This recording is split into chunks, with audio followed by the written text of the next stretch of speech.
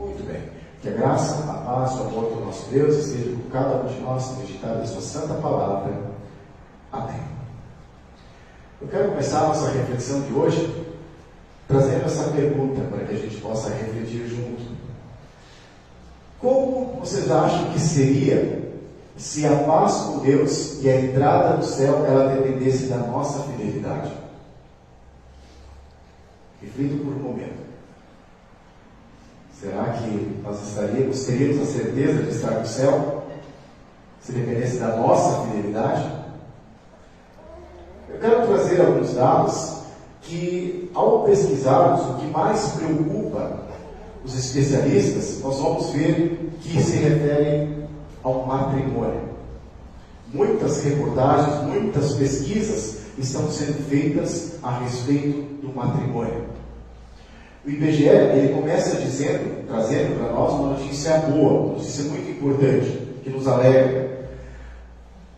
O dado que eu encontrei, talvez possa ter surgido, mas algumas eu não consegui encontrar. Eu encontrei em 2022, o último dado que eu encontrei. E eles me disseram que, em relação a 2021, o número de divórcios ele caiu 21%. Deu uma melhorada. Começa com uma notícia muito boa para nós. Um progresso muito bom. E aí eu fui buscar como que está a situação da relação do casamento só aqui em Santa Catarina. Não busquei ir além dos números e ser extensos. Eles disseram o seguinte: no Vale do Itajaí, 3.995 solicitações de divórcios foram concedidas. Só no Vale do Itajaí. Em Florianópolis, foram 2.136 solicitações de divórcios concedidas. Aí eles repartiram por regiões também a informação. Na região norte, 2.697. Na região sul, 2.464. E na região oeste, 1.995. Por mais que deu uma melhorada, 21% melhorou um pouquinho em relação a 2021, os dados ainda mostram que é muito preocupante a situação entre os casais. E um detalhe importante: nem todos desses tiveram um casamento formal, regular, certinho, como se espera que seja. Mas muitos deles se colocaram perante o altar de Deus, perante os convidados, pessoas que estiveram ali presentes, e afirmaram algo muito importante.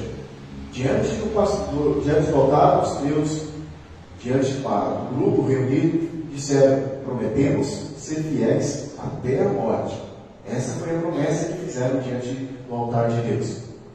E aí eles colocaram uma aliança como sinal dessa promessa, para lembrar desse contrato que eles fizeram entre o casal. Mas olha os números, o que estão mostrando para nós.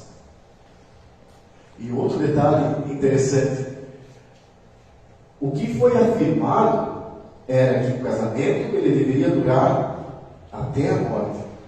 Mas olha quanto tempo, em média, o IBGE nos trouxe que estão durando os casamentos. 13 anos. Baixíssimo o número de tempo junto.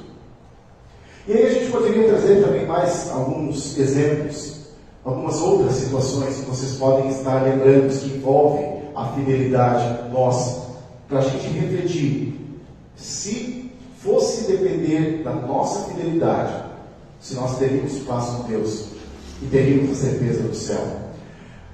Enquanto vocês refletem, eu vou trazer duas opções que talvez possa ter entrado dentro da promessa de vocês também. Por exemplo, prometemos menos televisão e celular e mais lazer em família. Talvez isso possa ter aparecido também na programação de vocês, no planejamento de vocês. Outra questão: prometemos mais harmonia e perdão, e menos briga e rancor. Mais perdão na nossa vida, mais compaixão. Talvez isso seja um problema no casamento. Mais falta de compaixão, diálogo e perdão. Talvez isso seja um motor das separações. Então são coisas que aparecem, que a gente percebe que nós prometemos muitas coisas, mas no final o que acontece? Nós falhamos. Na maioria das vezes nós falhamos. E agora vamos para o nosso texto. Quem não conhece o Pedro? O impossível Pedro, né? Olha o que está acontecendo com Pedro. E Jesus disse aos discípulos: todos vocês vão fugir e me abandonar. Isso é uma afirmação de Jesus. Ele não está pedindo para eles se eles acham que isso vai acontecer. Ele está afirmando: todos vocês vão fugir e me abandonar. Pois as Escrituras Sagradas dizem, há uma profecia falando sobre isso também: matarei o pastor e as ovelhas serão espalhadas. Mas depois que eu for ressuscitado, irei adiante de vocês para a Galiléia. E então lá veio Pedro. E o Pedro disse: eu nunca vou abandonar o Senhor, mesmo que todos os abandonem. Eu não vou fazer isso, Pedro disse. Mas Jesus lhe disse novamente: eu afirmo a você, agora falando com Pedro, olhando para Pedro, eu afirmo a você que isso é verdade. Nesta mesma noite, antes que o galo cante 2 vezes, você dirá 3 vezes que não me conhece. E o Pedro não estava aceitando isso que Jesus estava dizendo para ele. Pedro repetia com insistência: eu nunca vou dizer que não conheço. Mesmo que eu tenha de morrer com o Senhor, eu não vou fazer isso. E aí os discípulos foram juntos. Aí todos os discípulos disseram a mesma coisa que Pedro. Agora vamos um pouquinho mais adiante. Acabamos de ver o que Pedro prometeu. Agora vamos ver o que aconteceu. Pedro ainda estava lá embaixo, no pátio, quando apareceu uma das empregadas do grande sacerdote. Ela viu Pedro se esquentando perto do fogo, olhou bem para ele e disse: você também está com Jesus de Nazaré. E aí vem o Pedro. Mas ele negou, dizendo: eu não o conheço. Já começou. Aquele que diz: eu não vou te trair, eu vou ficar firme em ti. Nem começou o diálogo e já começou negando Jesus. Não sei o que é que você está falando. Ainda continuou Pedro. E saiu para o corredor. Naquele momento o galo cantou. Quando a empregada viu Pedro ali, começou a dizer aos que estavam perto: este homem é um deles. E aí veio Pedro de novo. Ele negou mais uma vez. Pouco depois, as pessoas que estavam ali disseram de novo a Pedro: não há dúvida de que você é um deles, pois você também era Galiléia. Aí Pedro disse: juro que não conheço esse homem de quem vocês estão falando. Que Deus me castigue se não estou dizendo a verdade. Aí ele foi longe. Ele chamou o castigo de Deus para cima dele, se ele não tivesse falando a verdade, que não conhecia Jesus. O que Pedro acabou de dizer? Que não iria fazer isso com Jesus. Olha o que ele está dizendo, jurando em nome de Deus que não conhece Jesus. E olha que interessante, isso aconteceu na quinta-feira, na madrugada da quinta-feira para sexta-feira.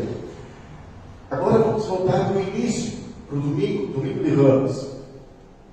Olha o que estava acontecendo. A gente simulou um pouquinho hoje aqui, a imagem também mostrou no início do culto, estava acontecendo uma verdadeira festa, a hora que Jesus se aproximou de Jerusalém.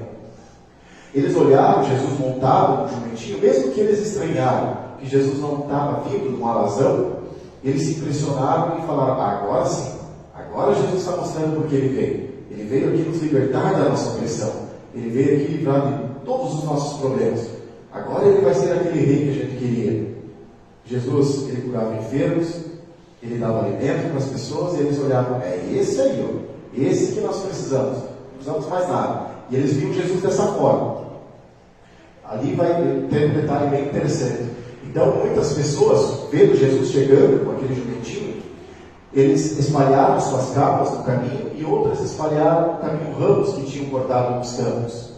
Tanto os que iam na frente como os que vinham atrás começaram a gritar: Hosana a Deus, que Deus abençoe aquele que vem em nome do Senhor. Que Deus abençoe o reino de Davi, nosso Pai, o reino que está vindo. Hosana a Deus nas alturas do céu. Aqui principalmente no finalzinho, o reino que está vindo. Esse era o pensamento. Quando eu disse agora que eles imaginavam que Jesus estava vindo, agora montado, entrando pela entrada principal de Jerusalém, montado no jumentinho, para instaurar o seu reino glorioso aqui, livrar eles das opressões. Então, esse era o pensamento. Por isso eles aclamavam Jesus, o recebiam com a maior festa que poderia existir. E uma festa característica. Lembra do Salmo 118? Quando Deus lhe concedia a vitória, o povo comemorava exatamente isso. Lembra aquelas características que eu pedi para vocês guardarem?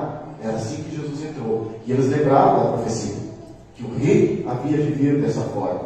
E eles pensavam isso. Então, esse povo o aclamava com uma grande festa. Esse povo, lembre dessa palavra. Em toda a festa da Páscoa, o governador costumava soltar um dos presos, a pedido do povo. Naquela ocasião, um homem chamado Barrabás estava preso na cadeia junto com alguns homens que tinham matado algumas pessoas numa revolta. A multidão veio e começou a pedir que, como era o costume, Pilatos soltasse o preso. Então ele perguntou: vocês querem que eu solte para vocês o rei dos judeus? Ele sabia muito bem que os chefes dos sacerdotes tinham inveja de Jesus e que era por isso que o haviam entregado a ele.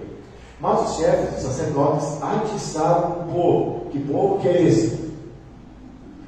Para que pedisse a Pilatos que, em vez de soltar Jesus, ele soltasse Barrabás.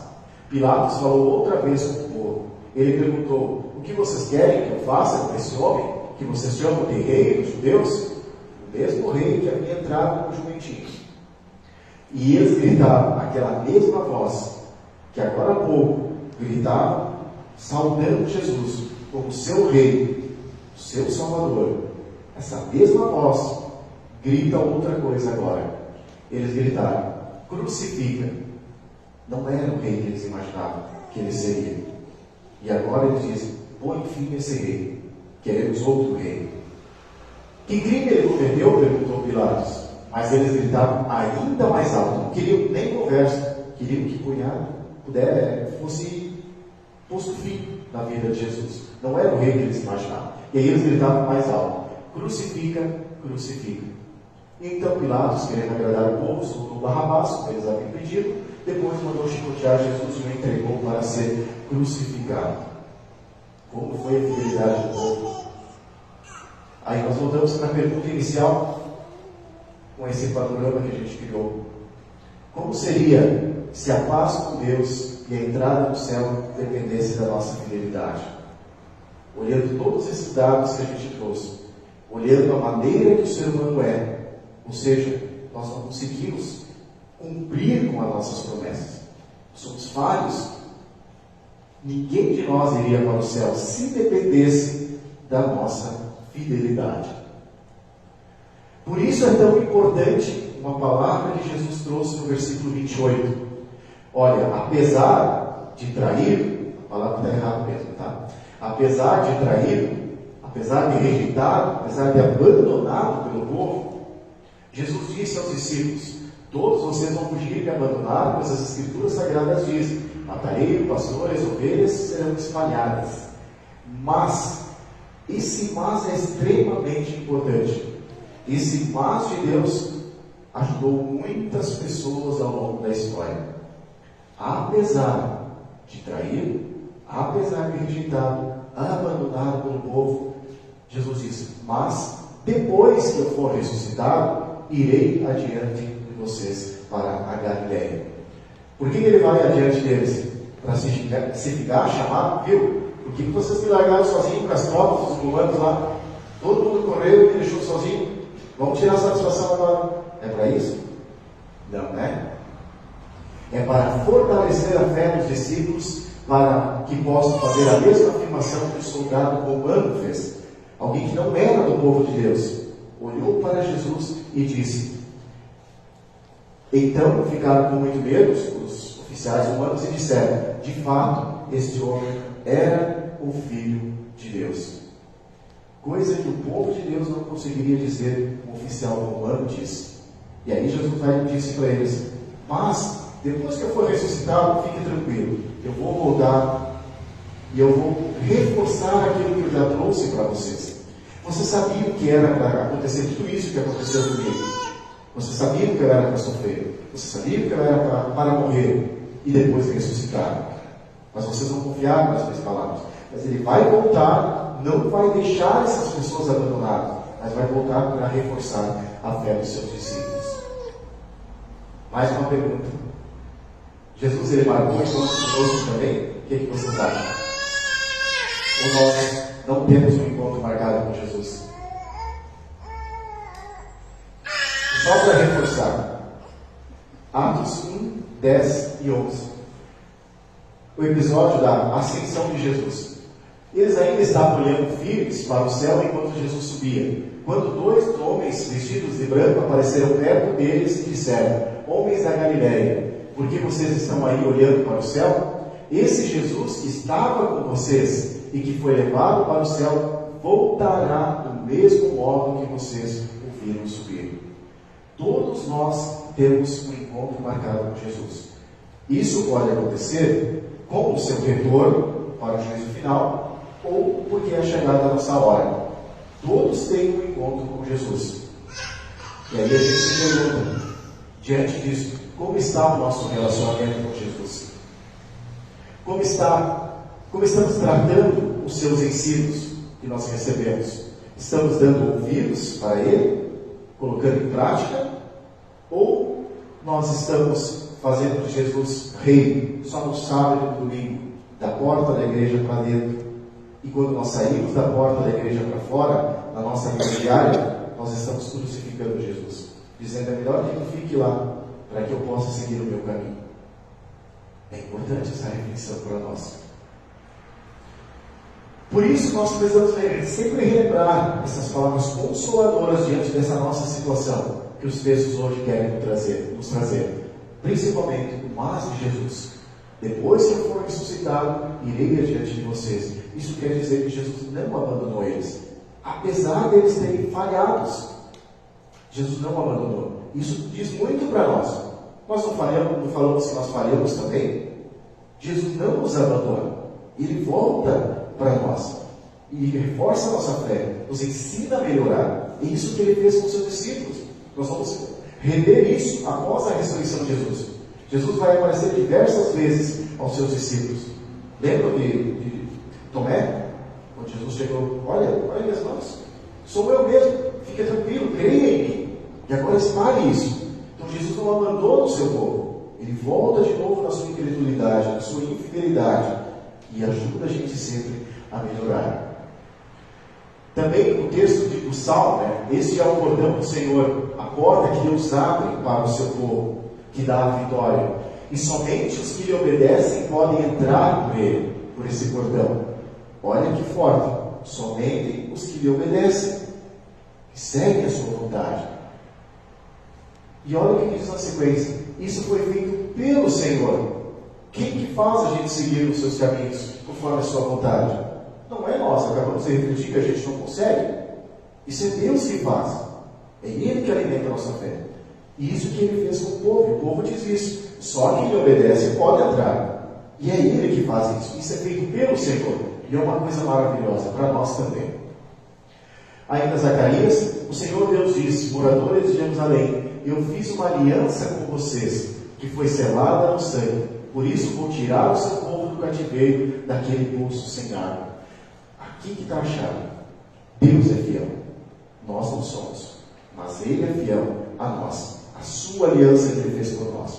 Por isso Ele não nos abandona. Ele também nos tira do poço de lama, poços que não tem água para nós, diariamente na nossa vida. Ele nunca nos abandona. Por isso, então, o domingo de Ramos é tão importante, porque ele reafirma a fidelidade e o amor de Deus, ao mostrar que Jesus nos conhece, Jesus não nos abandona, e Jesus nos ajuda e nos garante a salvação. Aí sim, não é mais a nossa fidelidade, mas a fidelidade de Deus por nós. Aí nós temos sim a certeza, porque se dependesse de nós, nós não chegaríamos lá. Então, louvado seja o nosso Deus, hossanas ao nosso Deus, porque Ele enviou o seu Filho, nos resgatou desse poço de lamas e nos dá a certeza da vida eterna. Que Deus abençoe essa palavra no coração de cada um de vocês, fortaleça a fé de vocês e olhemos sempre assim para o nosso Deus. Um Deus extremamente amoroso com as suas criaturas e muitas vezes falha no seu compromisso. Que Deus nos ajude a melhorar e principalmente a estarmos junto com Ele na morada celestial. Amém.